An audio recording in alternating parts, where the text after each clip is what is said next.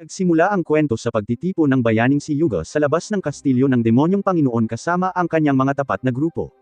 Bago pumasok sa kastilyo, naghanda ang mga miyembro ng grupo para sa huling labanan.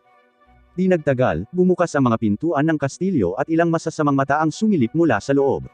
Pagpasok ng grupo sa kastilyo, sinalubong sila ng general ng demonyong Panginoon, si Yuki, na mayabang na tinutukso sila dahil sa kanilang pagiging mahina.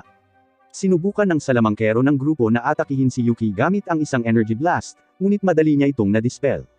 Sumunod, sinubukan ng swordsman na lapitan siya, ngunit naiwasan ni Yuki ang atake nito at pinabalik siya gamit ang isang sipa.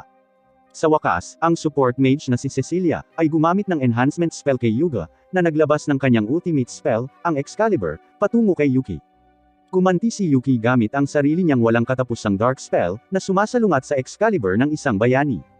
Pagkatapos ng isang pagkaubos ng kapangyarihan, natalo ni Yuki ang bayani at natalo ang buong grupo ng mag-isa. Nakahiga sa lupa, natalo, iniisip ni Yuga kung ito na ba ang katapusan ng daan para sa kanya at sa kanyang mga kaibigan. Matapos mawala ng malay si Yuga, sinimulan ni Yuki ang pagpapagaling sa lahat ng natalong bayani. Gayunpaman, napansin niya na ang support mage ay mukhang napakaganda at napunta sa atensyon ng kanyang hitsura. Pagkalipas ng ilang panahon, dinala niya ang mga bayani sa isang bilangguan sa kastilyo. Sa loob, tinanong siya ng mga nasasakupan ni Yuki kung dapat ba nilang patayin ang mga bayani. Nabigla si Yuki sa kanilang presensya, kaya sinimulan siyang tawagin ang lahat ng kanyang mga nasasakupan dahil sa pagtitig sa walang malay na si Cecilia. Sa wakas, bumantong hininga si Yuki at sinabihan silang itapon ang mga bayani malapit sa isang nayo ng tao, masakit na nagpaalam sa kanyang malaanghel na crush. Pagkalipas ng isang buwan, tinawag ng demonyong Panginoon si Yuki diretso sa kanyang silid. Doon, tinanong ng kanyang kanang kamay, si Ezekiel, si Yuki kung ilang beses niyang kinailangang harapin ang mga bayaning bumabalik para sa isang hamon. Sinabi sa kanya ni Yuki na 13 beses na nila siyang hinamon. Kaya, naisip ni Ezekiel na ang mga bayani ay isang grupo ng mga mahihinang tao na hindi natututo ng kanilang leksyon. Nagtataka ang demonyong Panginoon kung bakit hindi pa rin tinatapos ni Yuki ang buhay ng bayani. Bilang tugon, ipinaliwanag ni Yuki na ang mga kawawang bayaning iyon ay hindi man lang karapat-dapat sa kanyang atensyon. Narinig ito, iminungkahi ng demonyong Panginoon na hayaan ang kanyang mga nasasakupan na humawak ng gawain at paksain ang mga bayani kapalit niya. Nagulat, naisip ni Yuki na ang kanyang kawawang alipin ay walang pagkakataon laban sa kapangyarihan ng bayani dahil ayaw din niyang masaktan ang magandang salamangkero ng suporta. Inalok niyang patayin ang mga bayani ng mag-isa. Tahimik na ngumiti ang demonyong Panginoon, pumayag na hayaan si Yuki na humawak nito. Habang palabas si Yuki ng silid ng trono at pabalik sa kanyang silid, nag-aalala siya para sa buhay ng bayani. Alam din niya na siya lamang ang may sapat na lakas upang talunin ang mga bayani, kung hindi ay sapat ang kanilang lakas upang patayin ang demonyong Panginoon. Sa huli, inisip ni Yuki kung ano ang susunod niyang gagawin dahil malapit ng mamuno ang demonyong Panginoon sa buong mundo. Kinabukasan, bumalik muli ang mga bayani sa kastilyo ng demonyong Panginoon. Matapos mapatamba ni Yuki ang kanilang swordsman at si Yuga, sinubukan ng assault mage na si Mikano na kontrahin ang pag-atake gamit ang kanyang sariling spell. Kahit na hinaranggan ni Yuki ang kanyang unang sunod-sunod na spell, tahimik na nagpakawala si Mikano ng pangalawang alon pagkatapos nito, na ikinagulat niya. Sa kabila nito, tumugon pa rin si Yuki sa tamang oras upang harangan ito, at ang kanyang mabilis na reflexes ay nag-iwan kay Mikano ng lubos na pagkagulat. Samantala, napansin ni Yuki na pinapagaling ni Cecilia ang kanyang mga kaibigan, na siyang dahilan ng kanyang pagkamula. Pagkatapos ay nagsimula siyang tumawa at kinutya ang mga bayani dahil sa kanilang mga feudal na pagtatangka na talunin siya. Gayunpaman, ayaw sumuko ni Yuga at gumamit ng isang malakas na spell ng Excalibur upang pigilan siya. Sa kasamaang palad, madaling nakaligtas si Yuki sa pag-atake at sinabi sa mga bayani na hindi nila siya matatalo. Tumanggi si Yuga na sumuko, sinasabing wala silang ibang pagpipilian kundi magpatuloy kung gusto nilang talunin ang masamang demonyong Panginoon. Nang marinig ito, biglang itinuro ni Yuki si Cecilia at sinabi sa mga bayani na maaari silang magpatuloy kung iiwan nila siya. Agad na tumanggi si Yuga, ngunit iminungkahi ni Mikano na tanggapin ang alok ni Yuki. Itinuro niya na ang makapangyarihang demonyong ito ay maaaring pumatay sa kanila anumang oras niya gusto, kaya dapat nilang tanggapin ang kanyang kabaitan at tapusin ang kanilang tunay na misyon.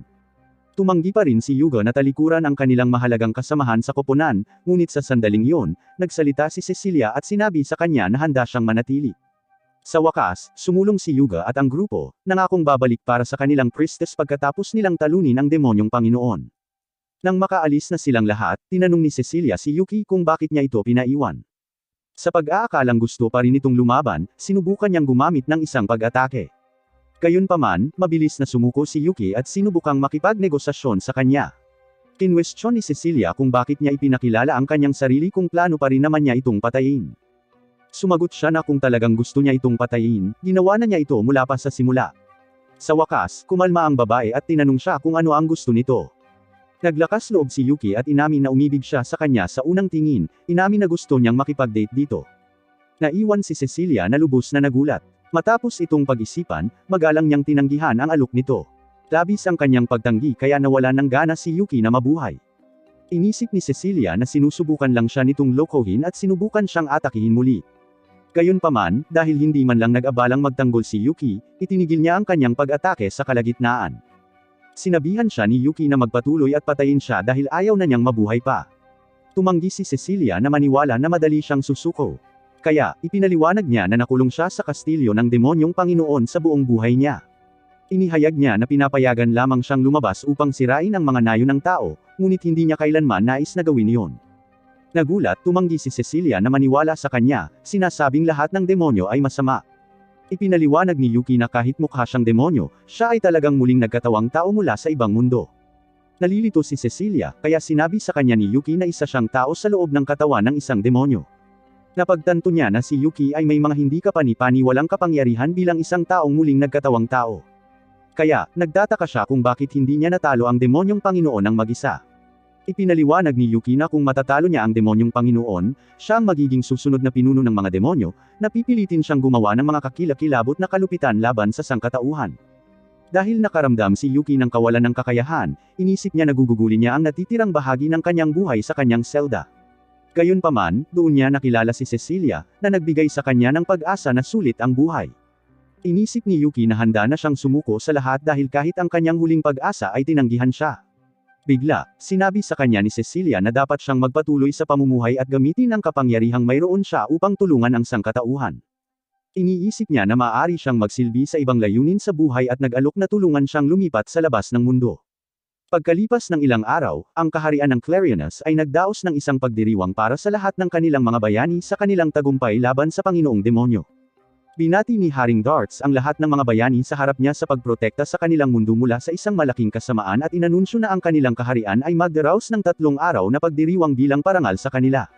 Sa labas ng kaharian, pinanood ni Yuki mula sa isang liblib na lugar, dahil alam niyang nakatira doon si Cecilia. Upang magbalat kayo bilang isang normal na tao, masakit niyang binali ang kanyang sungay ng demonyo at pumasok sa kaharian. Samantala, binati ni Mikana si Yuga sa kanilang tagumpay at labis siyang natuwa.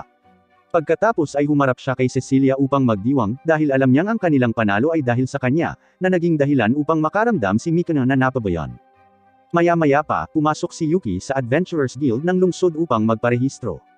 Bumantong hininga ang tamad na receptionist na si Clayman at inilabas ang registration form. Matapos pirmahan ni Yuki ang form, binigyan siya ni Clayman ng isang guild card at ipinaliwanag na magsisimula siya sa pinakamababang F rank, na umaabot sa S rank. Ipinaliwanag niya na maaaring kumuha ng komisyon si Yuki para pataasin ang ranggo, ngunit karaniwan ay inaabot ng isang buong buwan ang isang adventurer para maabot ang E rank. Pagkatapos ay binalaan niya si Yuki na huwag mawala ang kanyang card at binati siya ng good luck. Matapos makuha ang kanyang card, nakumpleto ni Yuki ang ilang misyon at nakakuha ng sapat na pera para umupo ng isang inn. Pagkalipas ng isang linggo, pumasok siyang muli sa guild kung saan pinag-uusapan ng lahat ng mga adventurer ang isang sumisikat na adventurer na mabilis na tumataas ang ranggo. Samantala, humingi si Yuki kay Clayman ng ilang karagdagang komisyon, ngunit nagalit ang tamad na receptionist dahil ayaw niyang asikasuhin ang anumang papeles ngayon at sinabihan siyang kausapin na lang ang magandang babae sa tabi niya. Gayunpaman, tumanggi si Yuki, sinabing mas gusto niyang makasama si Clayman. Sa kabila nito, tinanong ni Clayman si Yuki tungkol sa kanyang tunay na pagkakakilanlan, dahil alam niyang walang normal na tao ang maaaring umakyat mula F patungong D sa loob lamang ng isang linggo. Sinubukan ni Yuki na magpanggap na hindi niya alam, kaya bumantong hininga si Clayman, sinasabing hindi niya siya maaaring usigan dahil wala naman siyang ginawang ilegal. Maya-maya lang, isang babaeng nakahod ang pumasok at hiniling kay Clayman na kanselahin ang mga misyon ni Yuki. Nagulat si Yuki nang mapagtanto niyang si Cecilia pala ang babaeng nakahod. Nagtaka rin si Clayman kung bakit bumibisita ang hero priestess sa guild. Kaya, sinabihan siya ni Cecilia na hinaan ang boses. Pagkatapos ay humarap siya kay Yuki at inimbitahan ito sa bahay nito para sa isang pribadong pag-uusap. Habang nakasakay sila sa karwahe ni Cecilia, nagtaka si Yuki kung bakit siya inimbitahan ng isang babae pauwi. Nang marating nila ang bahay ni Cecilia, naghinala ang isa sa mga gwardya matapos makita si Yuki na lumalabas mula sa karwahe. Itinutok niya ang kanyang sibat kay Yuki at tinanong kung bakit niya kasama si Cecilia. Kaya, lumabas ang gwardya at ipinaliwanag na kaibigan niya ito. Pagkatapos, kinaladkad ng isa pang gwardya ang kanyang partner. At dinala ni Cecilia si Yuki sa loob para sa tsaa. Doon, humingi siya ng tawad sa hindi niya paghahanap sa kanya ng mas maaga. Ngunit hindi alintana ni Yuki. Nagtaka siya kung paano niya siya natagpuan sa isang napakalaking lungsod at ipinaliwanag niya na naging napakapopular niya sa bayan matapos umakyat hanggang D-rank sa napakaikling panahon. Dahil doon, hiniling niya sa kanya na umalis sa Adventurers Guild, na nag-iwan sa kanya ng lubos na pagkalito. Ipinaliwanag niya na matapos talunin ni Yuga ang demonyong Panginoon, ang ibang mga bansa ay nagsimula ng isang proxy war upang agawin ang kapangyarihan. Isiniwalat niya na si Yuga ay nakakakuha na ng maraming alok mula sa mga pinuno, kabilang ang mga kababaihan, pera, at lahat ng kapangyarihang maaari niyang pangarapin. Habang naiinggit si Yuki sa bayani, napagtanto rin niya na sinusubukan lamang siyang gamitin ng mga bansa bilang isang pawn. Pagkatapos ay itinuro ni Cecilia na sa kanyang pambihirang kapangyarihan, si Yuki ay makakakuha rin ng katulad na atensyon mula sa mga bansang gustong gamitin ang kanyang lakas dahil mas malakas pa siya kaysa sa bayani. Natatakot siya na ang kapangyarihan ni Yuki ay gagamitin ng mali upang sakupin ang mundo. Naiintindihan ni Yuki ang kanyang mga kinatatakutan, ngunit ipinaalala rin niya sa kanya na mayroon siyang mga bayarin na dapat bayaran. Inalok ni Cecilia na kunin siya mismo, ngunit inamin niya na wala siyang perang sulit sa kanyang oras. Pagkatapos ay nagmakaawa siya sa kanya na tanggapin ang kanyang alok, ngunit biglang sinabihan siya ni Yuki na itaas ang kanyang ulo. Buong kumpiyansa niyang idineklara na kahit ang pinakamagandang babae sa mundo ang ialok sa kanya, hindi niya ito kailanman tatanggapin dahil si Cecilia lang ang gusto niya. Natawa ito sa kanya, at napahiya si Yuki sa sarili niyang mga mapang-uyam na salita. Di nagtagal, pumasok din sa silid ang ina ni Cecilia na si Celia. Humingi siya ng tawad kay Yuki para sa bastos na pag-uugali ng kanyang gwardya at inutusan ang kanyang katulong na si Sofia para disiplinahin ito. Nang umalis ang katulong, isiniwalat ni Celia na ang kanyang anak ay nakakakuha na ng maraming alok sa engagement. Nagulat si Yuki dahil kahit ang bayaning si Yuga ay sinubukang umamin kay Cecilia, ngunit tiniyak niya rito na tinanggihan niya ito. Nang makita ang naguguluhang reaksyon ni Yuki, napaisip si Celia kung gusto rin ba nito ang kanyang anak. Pagkatapos ay umupo siya sa tabi niya at tinanong kung gusto nitong pakasalan si Cecilia. Nagulat, napaisip si Yuki kung sinusubukan ba siya nito, ngunit sinabihan siya ni Celia na bigyan siya ng diretsong sagot.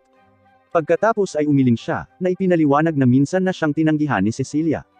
Ipinaliwanag ni Yuki na kasalukuyan niyang sinusubukang bumuo ng isang matatag na buhay bilang isang adventurer upang mag-propose muli kay Cecilia. Tinanong ni Celia kung tinatanggihan ba niya ang kanyang bukas palad na alok, kaya sinabi ni Yuki sa kanya na igagalang pa rin niya ang damdamin ni Cecilia. Sa wakas, sinang-ayunan ni Celia ang ginawa ni Yuki at ipinaliwanag na sinusubukan lang niya ito kung susunggaban niya ang pagkakataon dahil hindi nito ipapakasal ang kanyang anak sa kung sino mang desperadong nilalang.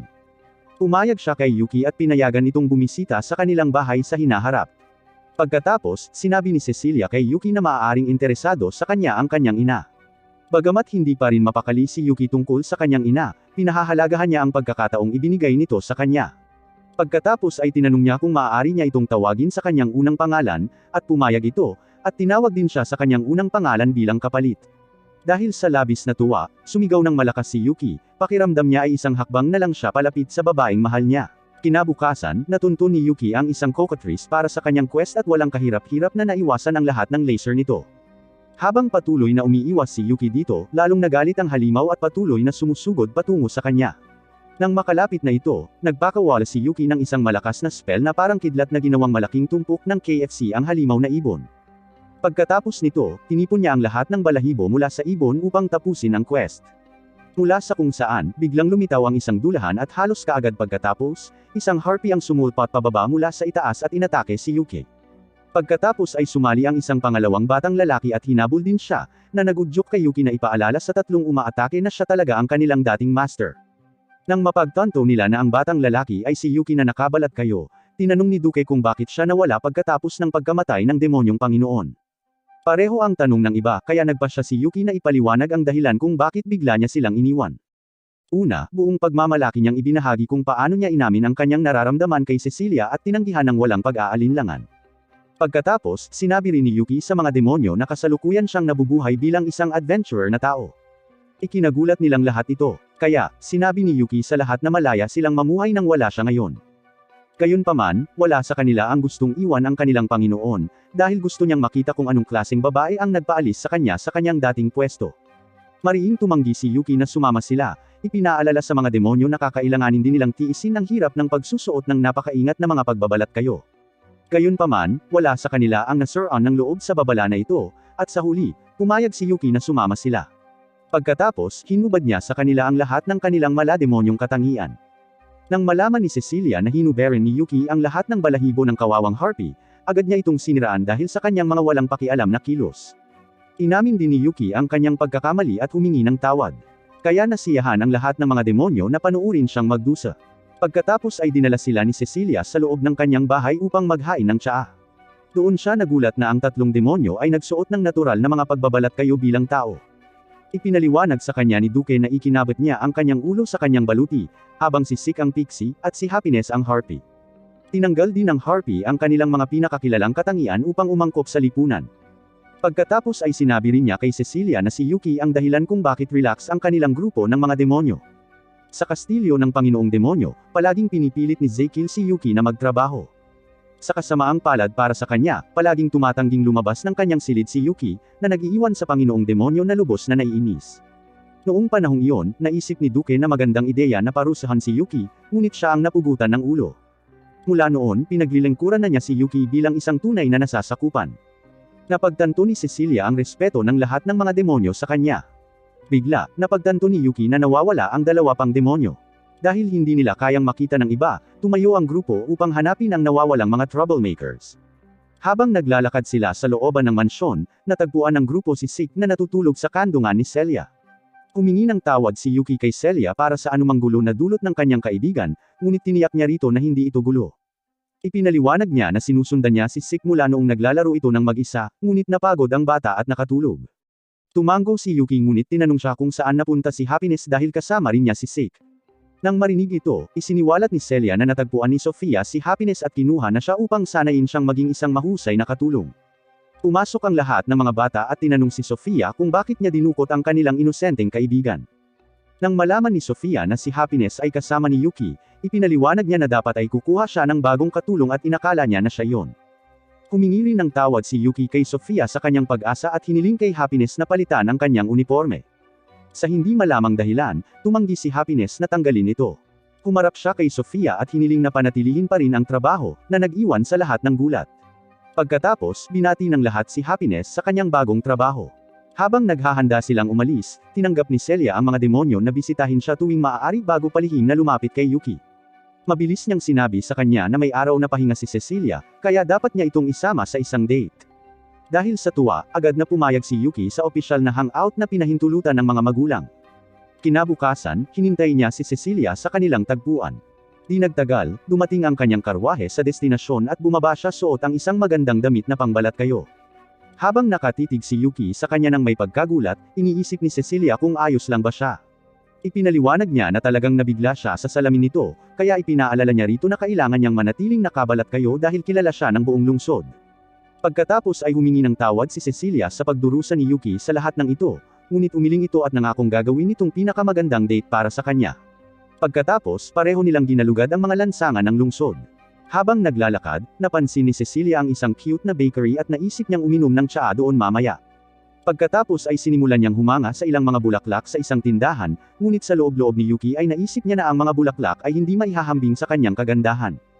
Pagkalabas nila ng flower shop, sinimulan ni Cecilia na haplasin ang isang kalapit na pusa habang gumagawa ng mga cute na tunog na parang pusa, dahilan para sadyang umiwas ng tingin si Yuki para hindi siya magpadala sa tukso. Di nagtagal, tumungo ang dalawa sa isang butik ng damit kung saan tinulungan siya ni Yuki sa pagpili ng isang magandang pulang damit. Pagkatapos, nagpasalamat si Cecilia kay Yuki sa kanyang pagsama dahil nakahinga na siya ng maluwag mula sa kanyang karaniwang mga nakakastress na araw. Nagulat siya, natuwa siya na natulungan niya itong gumaan ang pakiramdam. Pagkatapos, dinala niya ito sa isang tindahan ng mga aksesorya para sa isang maliit na regalo sa malapit. Si Yuga ay nakikipag-date din kay Mikana na nakabalat kayo. Nang makita si Cecilia, agad niya itong tinawag, ngunit pinatahimik siya ni Mikana para protektahan ang kanilang mga sarili. Pagkatapos ay lumapit si Yuga kay Cecilia, nagtataka kung ano ang ginagawa nito sa labas. Sinabi niya rito na ginalugad niya ang lungsod kasama si Mikana at niyaya itong sumama sa kanila, na tuluyang hindi na napag-usapan si Yuki. Sinubukan ni Cecilia na ipaliwanag na kasama niya si Yuki. Kaya, sa wakas ay pumayag si Yuga na sumama rin siya. Pagkatapos, hinila niya ito papunta sa tindahan ng mga aksesorya habang si Mikuna ay nalungkot na nasira ang kanyang unang pakikipag-date. Tinanong niya si Yuki kung nakikipag-date din ba ito kay Cecilia, kaya tumango ito. Nang marinig ito, inutusan ni Mikuna si Yuki na ilayo si Cecilia para makuha na niya ang atensyon ni Yuga. Habang iniisip ni Yuki na considerate lang si Mikuna sa kanya, mabilis niyang pinigilan ang pag-iisip na iyon sa pamamagitan ng pagtawag dito na isang pangit na talunan. Pagkatapos ay tumungo siya sa loob ng tindahan ng mga aksesorya habang iniisip ni Yuki kung sinusubukan pa rin ni Yuga na makipagrelasyon kay Cecilia kahit na tinanggihan nito ang alok nito sa kasal. Galit sa walang hiyang pag-aakit ni Yuga, pumasok siya sa loob, determinadong protektahan ang kanyang Caught him minamahal. off guard. Pagpasok, tinanong ni Yuki si Cecilia kung gusto niya ng regalo. Naaawa siya sa pagiging pabigat nito, ngunit gusto ni Yuki na gawing espesyal ang date para sa kanya. Sa malapit, napansin ni Yuga si Yuki na kausap ni Cecilia, kaya bastos siyang sumingit. Habang paalis si Yuga para bumili ng sarili niyang aksesorya para kay Cecilia, pumili si Yuki ng isang magandang kwintas para dito. Natuwa si Cecilia na matanggap ang magandang pendant, ngunit di nagtagal, bumalik si Yuga para sirain ang kanyang kasiyahan. Ipinakita niya sa kanya ang pinakamahal na aksesorya mula sa tindahan, na halos hindi pa rin sapat para makuha ang kanyang atensyon. Pagkatapos ay tinanggal ni Yuga ang sombrero ni Cecilia nang walang pahintulot niya para ipasuot sa kanya ang aksesorya, na naging dahilan upang mapansin ng lahat ng nasa tindahan ang kanyang pagkakakilanlan. Sa isang iglap, isang malaking pulutong ang nagtipon sa paligid ng grupo ng mga bayani, sinipa si Yuki sa gilid na parang basura. Pagkatapos ay tumakbo palabas ng tindahan ang mga tao, dinala si Cecilia kasama nito. Tumayo si Yuki at sinubukang hanapin ito, ngunit nakasalubong niya ang isa pang bayani na ginugulo ng isang grupo ng mga babae. Nang mapagtanto niyang si Raven ito, ang eskrimador mula sa grupo ni Yuga, nag-isip si Yuki kung dapat ba niya itong tulungan, bigla siyang tumuro sa isang direksyon at umakto na parang nakita niya ang bayani doon. Kaya, lahat ng mga babaeng nabighani ay umalis kay Raven at nagmadaling pumunta roon. Nang makaalis na ang mga babae, hinila ni Yuki si Raven papunta sa isang tahimik na eskinita. Dahil nanatiling tahimik ang gwapong kabalyero, nagtaka si Yuki kung ayaw ba nitong magsalita. Tumalikod siya para umalis, ngunit sa wakas ay tinawag siya ni Raven nang may nahihiyang tingin. Nang marinig ang kanyang mahinang boses, nagtaka si Yuki kung nahihiya ba ang maangas na kabalyero na kausapin nito. Tumango si Raven at tinanong si Yuki kung sa tingin niya ay hindi rin panlalaki ang boses nito. Gayunpaman, tumanggi si Yuki na pagtawanan siya, sinasabing lahat ay may bahagi sa kanilang sarili na hindi nila gusto. Nagulat si Raven na napakamaalalahanin ni Yuki habang lumingon siya upang hanapin si Cecilia. Dahil sa kabaitan nito, tinanong ni Raven kung gusto ba ni Yuki na maging kaibigan niya. Nagulat si Yuki sa biglaang alok habang nagsimulang manlamig si Raven. Mabuti na lang at tinanggap ni Yuki ang alok nito, ngunit mabilis siyang lumingon upang hanapin ang nawawala niyang kadate. Pagkatapos ng ilang paghahanap, nagtaka si Yuki kung ayos lang ba si Cecilia na mag-isa sa malaking lungsod. Samantala, hinanap din siya ni Cecilia, at natagpuan ang isang nawawalang bata. Matapos pagalingin ang pinsala ng bata, nagtaka si Cecilia kung nasaan ang kanyang mga magulang. Nagsimulang umiyak ang batang lalaki dahil nawala ang kanyang ina, ngunit ang boses nito ang umakit kay Yuki mula sa malapit. Di nagtagal, nagpakita siya at umakto na parang bayani upang iligtas ang araw. Nagulat si Cecilia, ngunit pinagalitan siya nito dahil sa pab-aya niyang mga pangako. Habang pinapanood ang isang binatang lalaki na pinapagalitan, nagsimulang tumawa ang batang lalaki sa paghihirap ni Yuki. Pagkatapos, sinimulan ni Yuki na hanapin ang ina ng bata kasama si Cecilia. Habang naghahanap, iniisip ni Yuki kung dapat bang umuwi si Cecilia kung sakaling may ibang grupo na umatake sa kanya. Umiling siya, sinasabing haharapin nila ang mga tao kung sakaling magkaroon sila ng anumang problema muli. Pumayag si Yuki at patuloy na gumagalaw habang si Cecilia ay bumabahing sa napakainit na panahon. Sa ibang lugar, patuloy na sinusubukan ni Yuga na hanapin si Cecilia. Hiniling ni Mikuna na umuwi na, ngunit iniwan siya ni Yuga at tumakbo palayo upang hanapin si Cecilia. Habang paalis siya, nalungkot si Mikuna na hindi siya pinapansin nito kahit na may date sila. Di nagtagal, nakita ni Yuga si Cecilia na nakatayo kasama si Yuki at lumingon siya upang sabihin kay Mikuna. Gayunpaman, nagulat siya nang makitang wala na siya.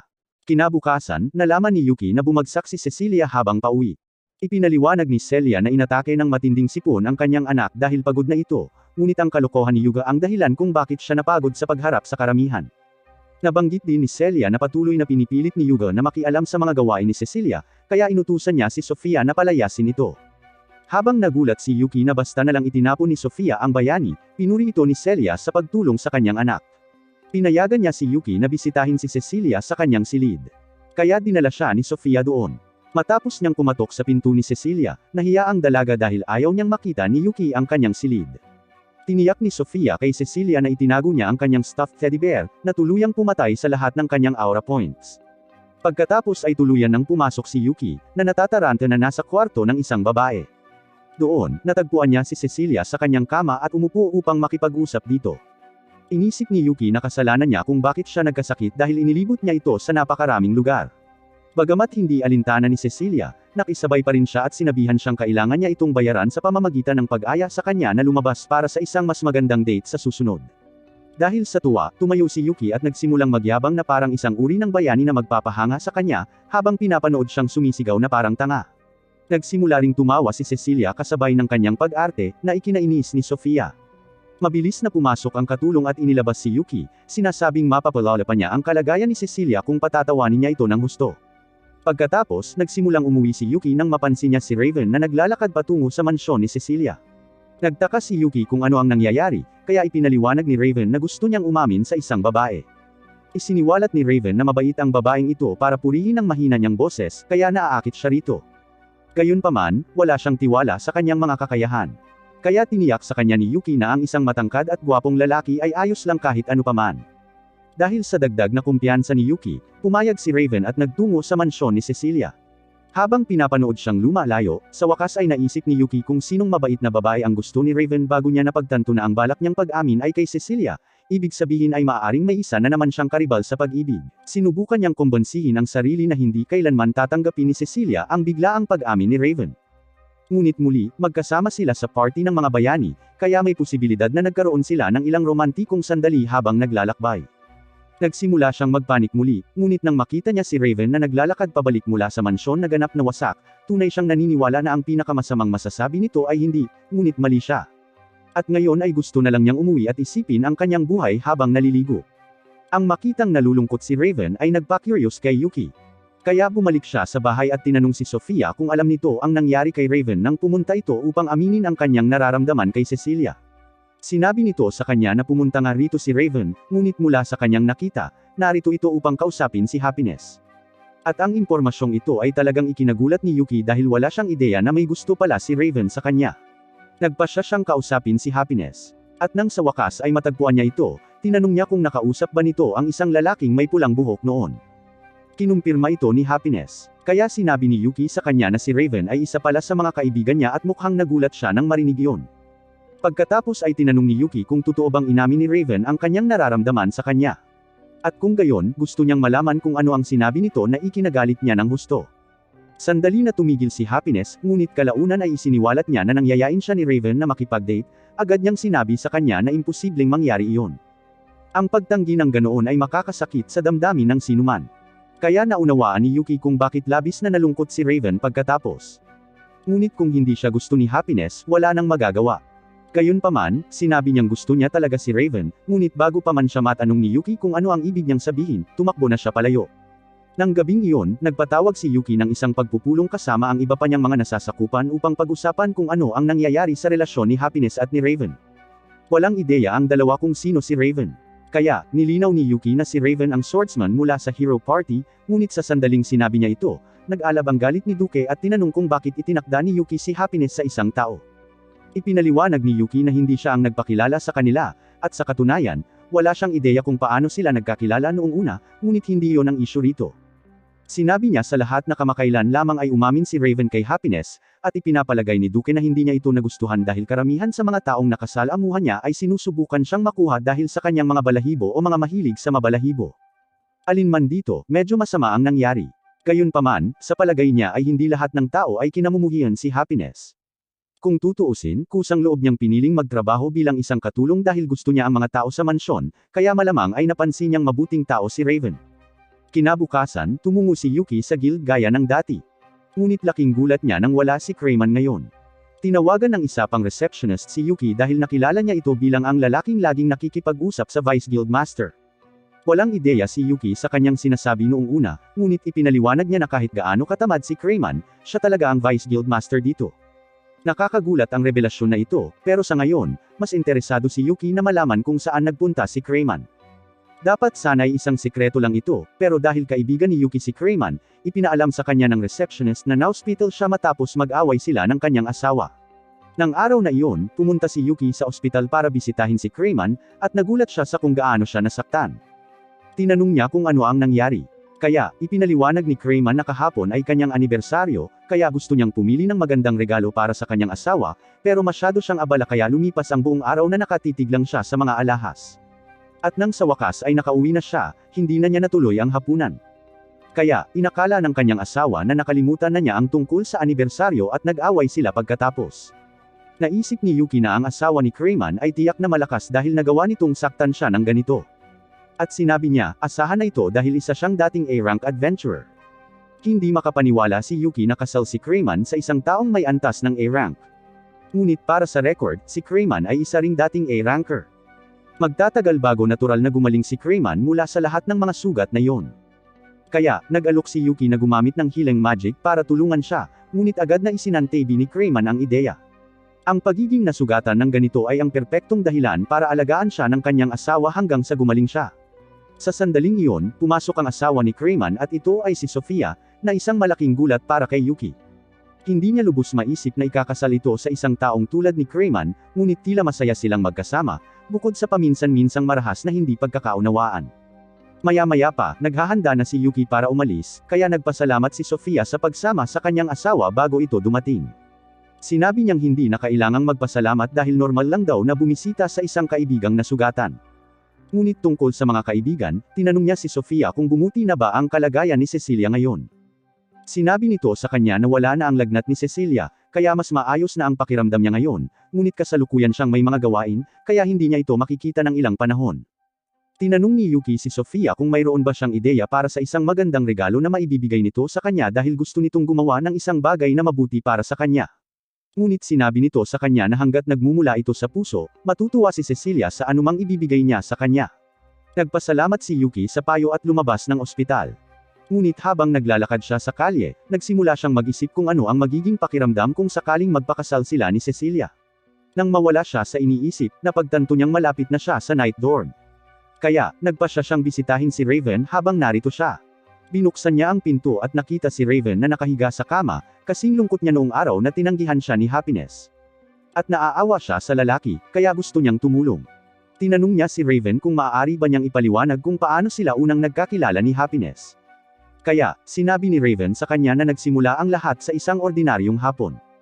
Abala si Raven sa kanyang pang-araw-araw na pagpapatrolya nang bigla niyang mapansin ang isang babae na ginugulo ng ilang lasing na lalaki. Mabilis niyang hinarap ang unang lalaki at nang mapagtanto ng iba kung sino siya, lahat sila ay tumakbo palayo. Kaya tapos na ang kanyang trabaho rito. Dahil ligtas na si Happiness ngayon, tumalikod siya para maglakad palayo. Ngunit bigla niyang hinawakan ang kanyang balabal upang magpasalamat. Sinabi sa kanya ni Raven na hindi niya kailangang pasalamatan siya dahil ginagawa lang niya ang kanyang trabaho. Ngunit napagtanto niya na ipinarinig niya ang kanyang boses sa isang estranghero at nagsimula siyang mag-alala na baka pagtawanan siya nito dahil dito. Gayunpaman, sa kabaligtaran, sinabi sa kanya ni Happiness na maganda ang kanyang boses. Noong una, inakala niyang nagbibiro lang ito, ngunit seryoso si Happiness dahil talagang nagustuhan niya ang boses ni Raven. Muli siyang nagpasalamat sa kanya sa pagliligtas sa kanya at tumakbo para tapusin ang pamimili para sa araw na iyon. Ngunit nag-iwan ito ng hindi malilimutang marka sa kanya. Kaya naman kalaunan ay nagkaroon siya ng lakas ng loob na umamin sa kanya, ngunit hindi ito naging kasing ganda ng inaasahan niya. Naisip niya na isang pagkakamali ang umamin ng ganoon kaaga kung kailan halos hindi pa sila magkakilala dahil malamang ay hindi siya komportable. Gayunpaman, sinabihan siya ni Yuki na huwag siyang sumuko ng ganoon kaaga dahil pakiramdam niya ay may pagkakataon pa siya kay Happiness. Ngunit sa ngayon, iminungkahi niya na dapat silang dalawa ay lumabas muna para pasayahin siya. Dinala ni Yuki si Raven sa tindahan ng alahas na pinuntahan niya noong nakaraan kasama si Cecilia dahil hindi niya nabili ang kwintas na iyon para dito. At habang naroon sila, nakakita si Raven ng isang magandang pendant na magiging maganda sa paningin ni Happiness. Hindi siya sigurado kung dapat ba niya itong bilhin o hindi dahil maaaring isipin ni Happiness na kakaiba ang makatanggap ng regalo mula sa isang taong halos hindi niya kilala. Ngunit tiniyak sa kanya ni Yuki na pahahalagahan niya ang ideyang inilagay niya rito. At kung wala ng iba pa, tiyak na magugustuhan niya ang disenyo dahil bagay na bagay ito sa kanya. Kalaunan ay nagpasya si Raven na bilhin ang pendant. At dahil ayaw niyang may makarinig sa boses niya, nakipag-usap siya sa kahera gamit ang panulat at papel. Gayunpaman, habang palabas sila ng tindahan, nakasalubong nina Yuki at Raven si Mikana at nagulat siya nang makita silang dalawa sa isang tindahan ng alahas na magkasama. Tinanong niya kung ano ang ginagawa nila rito at agad na sumagot si Yuki na narito sila para bumili ng mga regalo para sa mga babaeng mahal nila. Alam na ni Mikana na may gusto si Yuki kay Cecilia kaya hindi siya nagulat doon ngunit wala siyang ideya na may gusto rin si Raven. Hiniling niya rito na sabihin na ang totoo pero tumanggi si Raven na magsalita kahit kaunti habang nasa tabi niya at kasalanan niya yun dahil minsan na niyang pinagtawanan ang boses nito at mula noon ay masyadong nahihiya ito para magsalita habang nasa tabi niya. Nalungkot si Mikana tungkol dito at humingi na siya ng tawad, ngunit alam niyang hindi mababago ng paghingi ng tawad ang ginawa niya, kaya ayaw niya itong pilitin. Gayunpaman, kahit ayaw siyang kausapin ni Raven, gusto pa rin niyang marinig ang lahat ng detalye tungkol sa kanyang crush. Kaya, niyaya niya ito at si Yuki na kumain ng tanghalian kasama niya. Gayunpaman, nang sa tingin niya ay handa na silang mag-usap, sinimulan nina Yuki at Raven na punuin ang kanilang mga mukha ng pagkain para hindi na nila kailangang magsalita. Perpekto ang plano, ngunit nang banggitin ni Mikana na maaari niyang ikwento kay Yuki ang ilang kwento tungkol kay Cecilia kung kakausapin nito ni Mikana, agad siyang sumuko sa plano. Tinanong siya ni Mikana kung gaano na sila kalayo ni Cecilia, at sinabi niya rito na walang espesyal dahil hindi pa sila nagde-date, at tila nakatanggap siya ng maraming alok sa kasal, kabilang ang isa mula kay Yuga.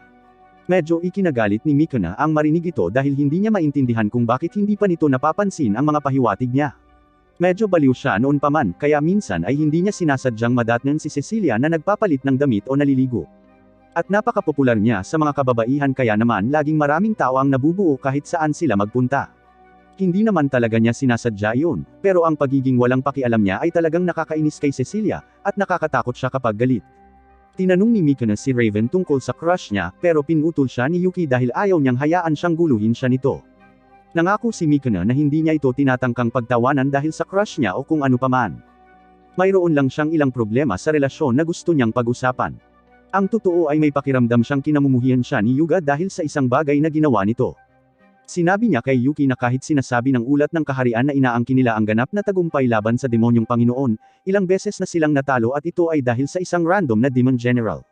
Sa bawat pagkatalo nila, napupunta sila sa isang kalapit na nayo na gumaling na ang lahat ng kanilang mga sugat sa kung anong dahilan. Pero kahit ilang beses silang umatras, patuloy silang tinatalo ng demonyong iyon sa mga pinaka-nakakahiya na paraan.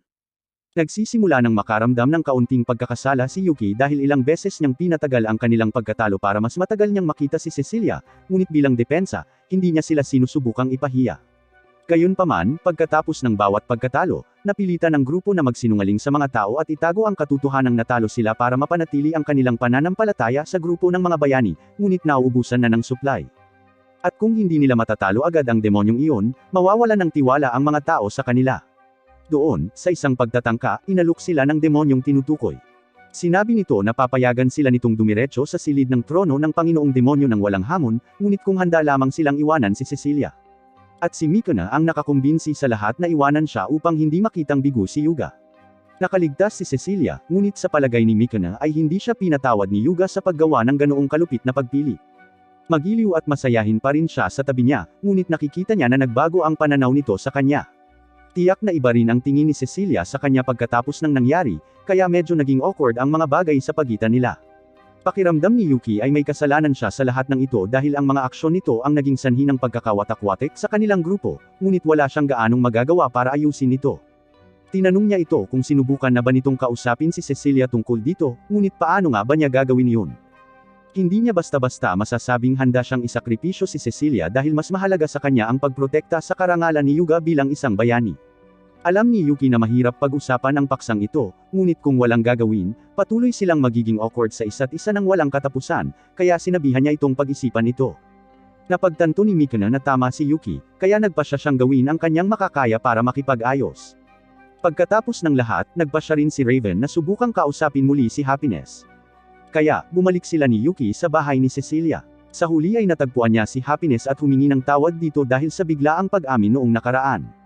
Pagkatapos ay iniabot niya sa kanya ang pendant na binili niya at tinanong kung gusto nitong magsimula bilang magkaibigan, at tila nagustuhan ni Happiness ang ideyang iyon.